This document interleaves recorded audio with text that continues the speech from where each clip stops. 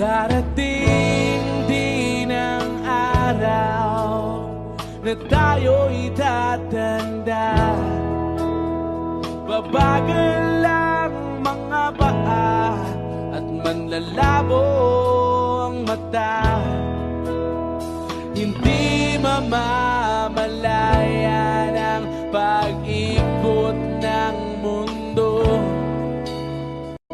Magpakailanman.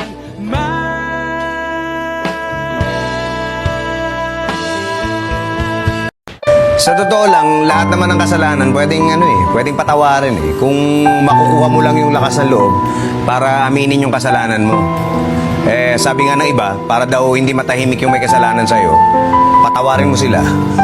Pero may napansin ako, yung mga tao mahina, hindi kaya magpatawad eh. Kasi yung pagpapatawad, katangian yan daw ng mga taong matatag ang kalooban.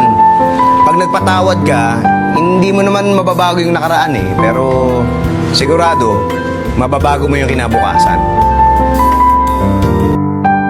Ang grasya hindi kusang dumadating. Kailangan kumilos ka rin.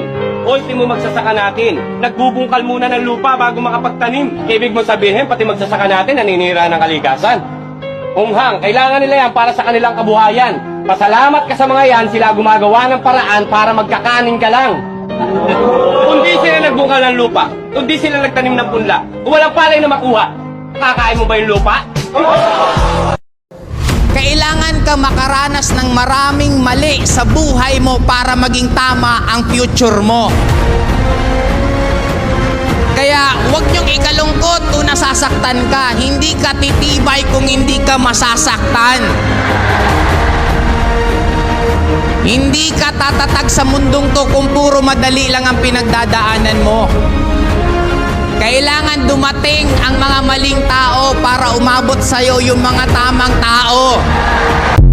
May naninira sa'yo, tahasan. May mga nababalitaan ka. Sige, for once, bibigyan kita ng pang-3 beses. Sige, ipagtanggol mo yung sarili mo. Pero pagkatapos nun, hayaan mo na. Huwag mo nang ubusin ang iyong enerhiya. Hayaan mo sila. Sa paninira nila po pwede kang masira sa iba. Sa ibang tao na mababaw ang pagkakilala sa iyo, sa ibang tao na hindi totoo ang pakikisama at pagmamahal sa iyo, sa ibang tao na matutuwa pa nga, hindi ka ipagtatanggol sa mga nininira sa iyo, ipagkakasiya pa nga ang paninirang ginagawa sa iyo.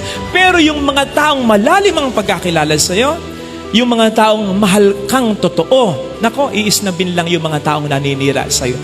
Pwedeng mabawasan ang mga pinakikisamahan mo, pwedeng mabawasan mga friends mo, pero matitira naman yung mga taong tunay na nagmamahal at nagmamalasakit sa'yo.